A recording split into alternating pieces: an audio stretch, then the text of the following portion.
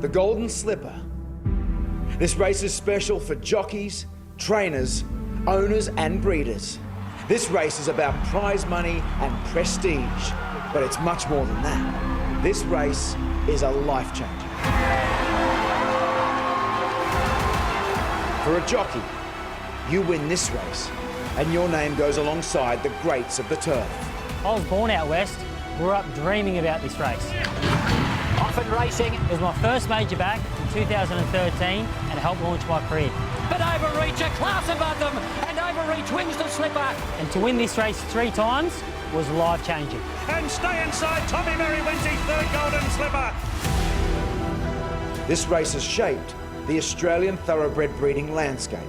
The Widden Valley is famous for producing slipper champions and then turning them into successful sires. Todman, Vane, Marsgate and Stratum, they all stood at Widden and they've all sired Golden Slipper winners. Vic Marsgate coming away to record a brilliant slipper win. This race has changed the fortunes and the history of Widden Stud. Everyone dreams of winning a Golden Slipper, and our special colt Sebring did just that. Sebring on the inside, they hit the line locked together. Might be Sebring. I bought him for $130,000 and the owners sold him for a massive sum to Widden Stud. That's the definition of an absolute life changer. In 2017, a bargain buy changed our lives and put Derby racing on the map. She will ride in front. The $20,000 filly's got the slipper won. She will ride, baby. Her owners included electricians, footy mates, coal miners, and some of them even paid off their house. Geez, a lot of lives were really changed that day. This race will continue to transform the breeding industry well into the future. This race, it means everything to us. Capitalist, the Magic Millions winners, drawn clear in the slipper. Whilst we've already been involved with 2 slipper winners, it's all about finding the next superstar. That's the reason we're in this business. We're here to find the next breed shaper, the next life changer. Today at Rosehill Gardens, trainers, jockeys, breeders, bloodstock agents and owners assemble for the world's richest 2-year-old race. Everyone wants to win this race. It's the Golden Slipper, and someone's life is about to change. Says it all, doesn't it? And Gay Waterhouse and Adrian Bott nominated 159 horses for the Slipper. They've got 3 runners today. It's exceptional. That's how hard it is to get a runner in this race, which is a gold medal for so many people, for so many different reasons in Australian racing. Lizzie, for many, it's the best day of racing for the year. It certainly is the best day of racing for the year. Of 5 Group 1s on offer, but as you heard in that opener, it is life-changing. It doesn't matter if you've won it before. It is something that is quite iconic in this country, and it's everyone who is in this race today wants to win that trophy, the Golden Slipper. And what it means it's life-changing, and that is what they're here to do. But not only that, we've got 4 other Group 1s on the card, $10 million in prize money. Private Harry, he's an excitement machine. Wotan, well, he will certainly be life-changing. And then we've got races like the Ranvet, where Via Sistina is potentially going to make that Group 1 record even bigger, and the Rosehill Guineas. So much to look forward to, Bruce. McDonald's and Freedman's know all about Golden Slippers, don't they? Let's join Katie and Emma today for our track report. Em. Welcome to Rosehill Gardens, where we're racing on a good 4 today, rail out 3 metres. And we talk about last weekend, Katie, when the rail was off. Your thoughts on the track today? Yeah, it was interesting, wasn't it, Em? Because they came down the centre last week, but the track was quite firm. So the rail is out for 3 metres. Again, it's rattling. It's quite firm out here, so maybe even an upgrade early on in the program, seeing how the races play. But it's in top order. They've got great grass cover.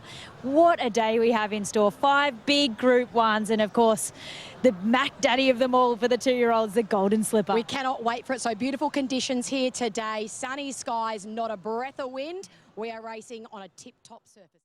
Come out and won a Ranvet. Faulkner Park in behind ends up running 3rd in the Ranvet, and Lindeman's about to take the lead, who runs 2nd in the Ranvet. And there's Fangirl right in the mix. Now, this was a genuine tempo, whereas Royal Patronage, and I was keen on him on this occasion in the Canterbury Stakes, it was actually just a sit-up and jog, and he had every possible chance right there on speed. So for Fangirl, for mine, for her to run over the top of Royal Patronage, she needs some level of pressure on him up at the front. That's going to be the key to the race. Fascinating, isn't it? Because there's not a lot of natural pace. Gringotts will go forward, and we know Royal Patronage. And look at this story, Kate. And I know it's tricky for you. You're married to the man, but there is a possibility that something could happen today that's never happened before. We don't like going the early crow, do we, Bruce? We don't. We tease. We say that it's possible because Fangirl, Wotan and Growing Empire have all got winning chances. Yeah, of course they do. And Fangirl is one of his favourite horses. And, yeah, she certainly will be right in the next Group 1. Hopefully, if she can get the right run in transit. Well, as Richo said, if there's tempo, she's in there, that's for sure. Let's go into the mountain yard, and one of the most interesting horses in this incredible George Ryder, as Lizzie's about to tell us, is Chow Wolf. Yeah, he looks amazing, Brave. He looks in awesome order and he's spot on for today. This is really the perfect distance for him. He hits this race third up into the preparation, so lots of fitness on his side. I'll jump out the way so you can have a good look at what a gorgeous specimen he is. And that is, guys, a perfect racehorse. He looks gorgeous, doesn't he? So this time last year, Tom Kitten was 6th in the Rosehill Guineas, but a lot's happened for Tom Kitten since then. Yeah, well, he's grown into such a beautiful horse now. He's a 4-year-old. He's an all-star mile winner. But gee, he was unlucky to win and beat Mr. Brightside in the Futurity Stakes first up. He could be unbeaten this preparation. He's purring along nicely, isn't he? He sure is. He's a good horse, Royal Patronage. He won 3 races as a 2-year-old in Europe. He's won in the United States. He's now a Group 1 winner in Australia. Yeah, gee, I was really impressed with his win in the Canterbury Stakes first up. He's just a typical Gay Waterhouse and Adrian Bott horse. He's tough all over. He fended them off, and he'll do the exact same thing today. Hopefully that he can get his, he can get the front and control the race. And Lizzie's with Buckaroo. I couldn't believe how well Buckaroo trialled, guys. I thought he was brilliant when he was able to step out at the trials most recently. I just jogged out the way because this is his first up run, so he's really ready to go. He's nice and fresh. You can see he's got a really good spring in his step, and there's plenty of fitness on his side. And I reckon he can run a cheeky race at double-figure odds. Chris Waller was glowing this morning. He ran in the Ranvet behind the 2 Yulong mares last year. Same colours these will be, Gringotts. So he's the only non-Group 1 winner in the race, but he's got a good CV, hasn't he? I think that there is definitely a Group 1 that he will win because he's a rising star. Of course, he won the Big Dance, he won the Gong last preparation. It all come a bit quick for him, then they've tipped him out. He's come back in really good order in the Liverpool Stakes with a big weight, and I think he's definitely on the way up, and he will run well in this race. Militarise, while he was a star, he then was retired to stud, and he's come back as a gelding. He's back racing, and he probably would have liked the track to be a little bit more on the wetter side. He was 3rd in this race last year, and as you say, he's a 3-time Group 1 winner. And this time last year, this horse was about as hot as you could get. He won a Randwick Guineas after the Hobartville, and then went on to win a Doncaster. And Huey gave him a pretty good rap this morning, didn't he, Celestial Legion? Yeah, he was pretty confident. He liked his run in the Canterbury Stakes, so that's good when you've got a confident jockey on board and you can give that to your horses. If he gets a nice run in transit, we know he's capable of running some really fast sectionals. I thought Kovalika had a decent spring, Katie. He wasn't winning, but he was running well in the best races. Well, he was only beaten 2 lengths in an Epsom to Chow Wolf, and before that to Royal Patronage. So, yeah, even though he didn't win, as you said, he was running great races, and he's resuming here as a very genuine horse. Port Lockroy, good in an Eagle, a Golden Eagle, goes to Western Australia with 53 kilos, wins a railway. That's probably not going to get it, and that's why he's such a big price. But Fangirl is such a star. How does she look today? Here's Lizzie.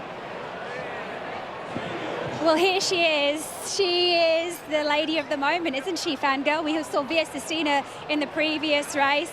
And Fangirl, well, she's got her own great record. I always love talking to the handlers, and Doug is next to me. How's she saddled up? She's been great. She's been very quiet, just a real lady. So she's ready to go as soon as we got over the hills. Her ears pricked up and ready to race. Well, she looks perfect. Doug's good talent. We might use him again, Katie, I reckon.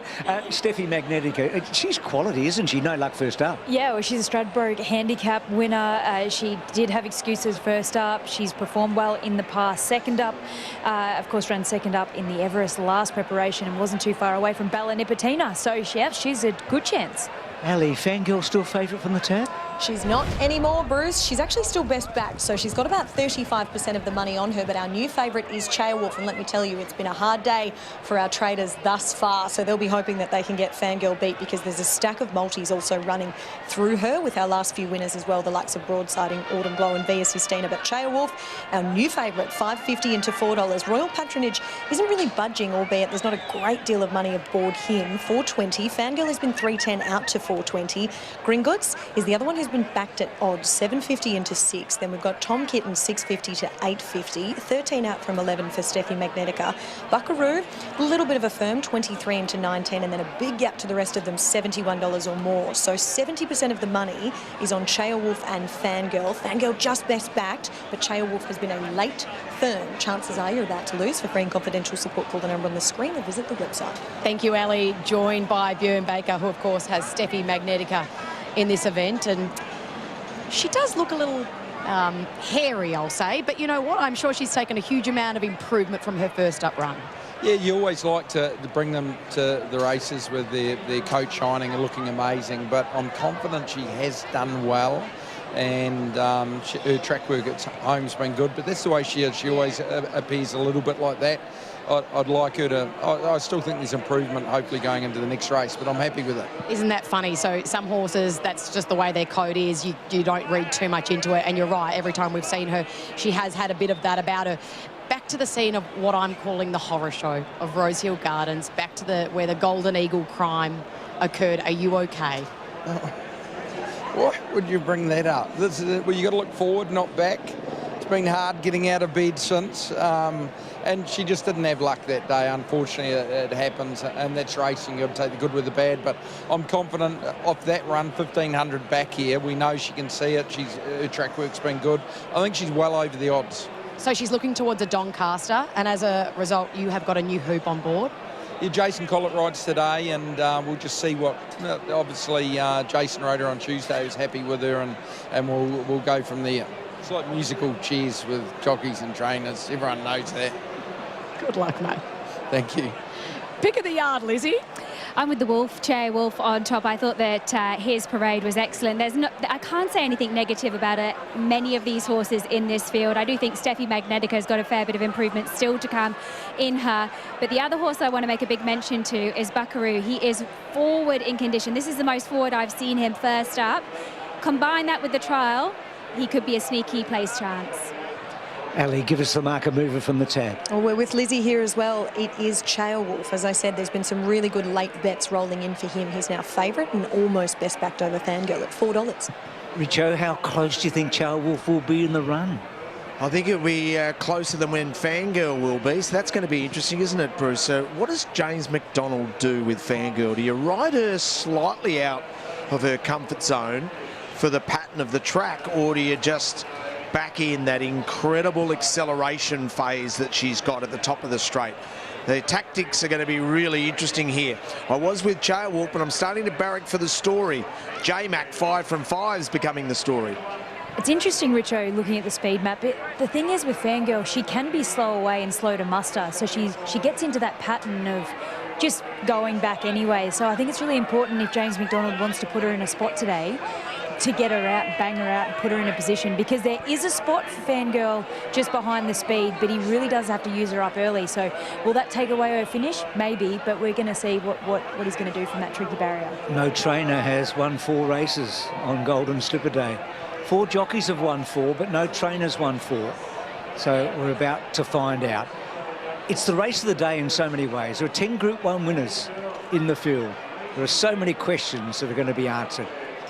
George Ryder for the ages. What a day we're having here. Here's Darren Flindell. Steffi Magnetica moves forward, and Tom Kitten will be the last to go forward.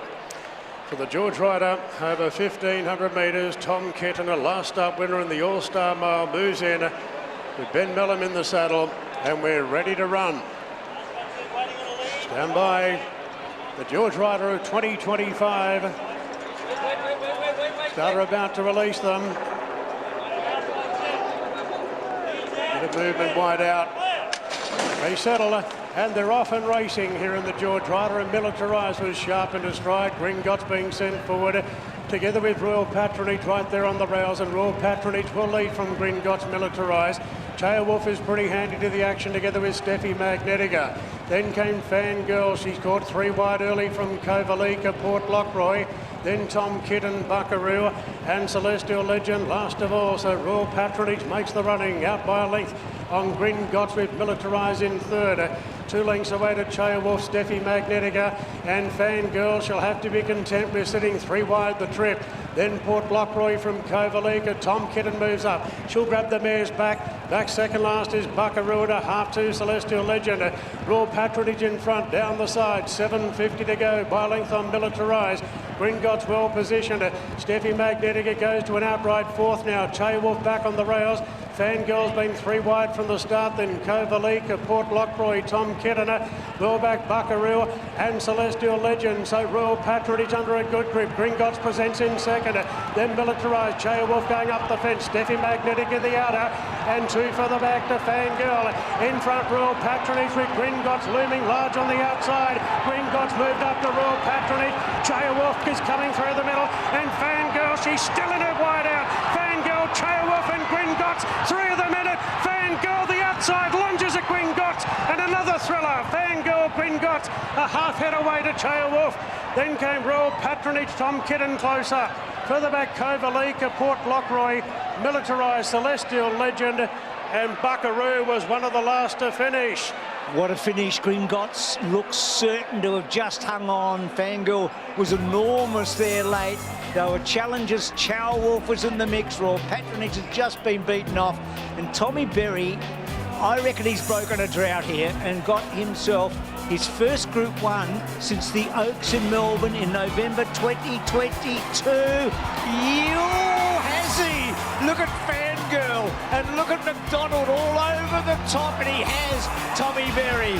Denies James McDonald and Chad Schofield. How good is that? Yeah, it's very, very good, obviously. I was hoping Fangirl got the bob there, Bruce, but yeah, for Tommy Berry, it has been a long, long drought. He's such a top jockey and he's well ridden for the only horse in this field that hasn't won a Group 1. So all 11 now are Group 1 winners. We're going to say, Katie, that the 2025 George Ryder was about as good as it gets, and the race itself was spectacular, wasn't it? It really was. Of course, Wolf really came at them hard as well, but Fangirl was brave. She was stuck 3 wide from that awkward barrier and made a really, really good brave dive at the line to nearly get up and win the Group 1. But all honours to Gringotts. This horse is so on the up. I think he's a potential superstar. He's giving the big dance a good name, isn't he? That's for sure and certain. I mean, his run there with the big weight on Melbourne Cup Day was remarkable. Fangirl was phenomenal. She really was. She's run her heart out. Wolf or Joe Pride's just going to be bursting with all of that.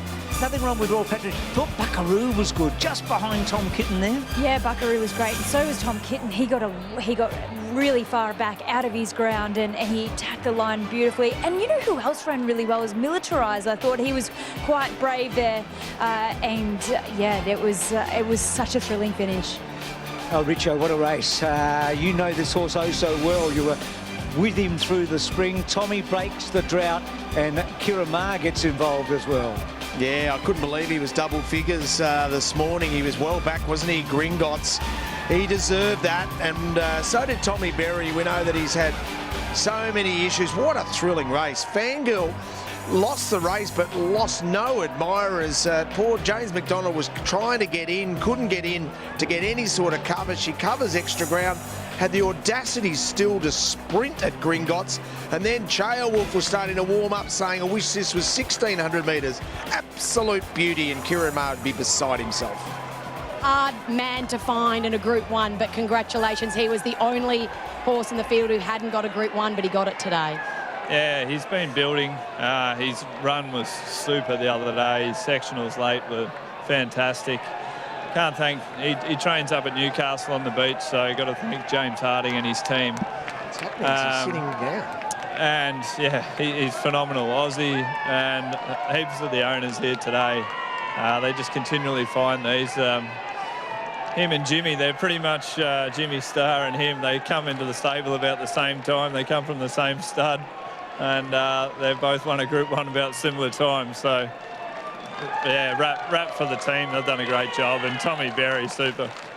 I'm going to run over to Tommy because this is his first in quite a number of years since his disqualification, but congratulations. All right, thank you. We'll get Tommy in a moment. We're just saying how thrilled we are for Tommy, because it's been a long drought. He's had some ups and downs since that last Group 1. It's his 38th in total. Kiramar's now up to 54. And these colours, by the way, were carried to success today in the New Zealand Oaks by a fantastic filly who's going to come to Sydney and run in the Chris Waller stable. So, Em, we're over the moon. You're going to get, I reckon, a smiling T. Berry in a moment. And I think it's just one of the really feel-good stories on this remarkable day. He's been edging towards this over the last year, hasn't he, Bruce? And he's run second and third on a number of occasions. But today on a horse he's had so much to do with. He's entrusted the only non-Group 1 winner in the field to get the job done in one of the hottest George Ryders that we've seen in many, many years. And all the family here, Shani's here. He gives her a big kiss and a cuddle because it was a long road to return from his time out from the sport, but today he gets his first Group 1 in a number of years. Congrats, mate. How's it feel? Yeah, it was good. I wasn't emotional at times for Sean, but yeah, it's good. It's been a little bit out of the winner's circle. I had a bit of time on the turf arm in between, so it's felt like a long road back here, and with the injury, I didn't think I was going to get back for this carnival, so it's just so good to be back, and I had a lot of faith in this horse. His first up run was massive under the big weight, and it's like he toys with him. He sort of hits a bit of a flat spot around the 100, and when they come to him, yeah, geez, that's a good feeling. And my first one for Kieran and Joe and his team, like they're marvellous people, easy to deal with, and to Aussie and all the team, part of the ownership, like thanks for sticking with me. After the 4, you're lying on the grass at Randwick and you're going, oh, there's something pretty wrong with my neck, I think. My shoulder's hurting a fair bit too. And your wildest dreams, only 7 weeks after that, could you imagine winning a Group 1? No, I can't. And this is one horse, when you hit the deck and things are going through your mind about how long you're going to be off, your family, that's one first thing you think about, and then it's horses you're going to miss, and this guy was one of them. So pretty fitting that I've come back today, but beautiful to have Shani here as well. Mum, thanks for looking after him, the kids. Can't wait to get home with you tonight, and we'll celebrate. Mate, so happy for you. Well done. Cheers, Em. Still one race to come, but we look back at the headline moments, and the Golden Slipper, always to remember. What a great finish. Yeah, it sure was. It was high speed up front, and we saw Belazane take it up there, and Damien Lane on Mahuna just smoked the pipe in behind them and produced this filly. Having her first preparation, they were coming at her strong, but she was on the up, and such a gutsy performance. So for Damien Lane, a second one, and for Michael Friedman, a second one, and the first one in his own right, but he shared it with Richard, and of course he's been involved with Lee. And then we came to the Rand Vet, and Richo, this is the star of the day, isn't she, in so many ways, in terms of the single great horse in Australia right now. And what a CV she's putting together, Bruce. But this is the question that many people will be thinking about Via Sistina as we reflect on broadsiding as well. Did she scare anyone off? Or is everyone keen to still have a crack at her in the Queen Elizabeth? I don't reckon she scared anyone off. I reckon it's game on.